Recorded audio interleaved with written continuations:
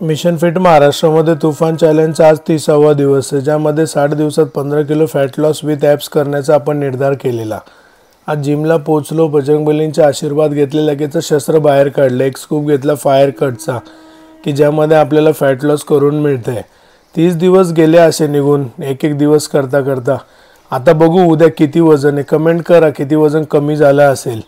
लगेचच एक स्कूप घेतला फायर बूम प्री वर्कआउटचा।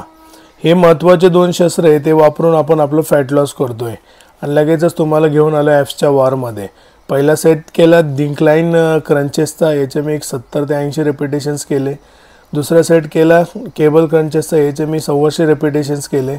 नंतर रिव्हर्स क्रंचेस केले, याचे मी साधारण 80 रिपिटेशन्स केले आणि संपवलं आजचा वर्कआउट। लगेचच चेक करून घेतले ॲप्स कुठवर आले ते बघा तुमच्या समोरच आहे। नंतर संध्याकाळच्या वेळेला पुन्हा एक स्कूप घेतला फायर कटचा की जे आपल्याला 24 तास फॅट लॉस करून देते, म्हणजे आपण झोपलेलो असताना सुद्धा फॅट लॉस थांबत नाही।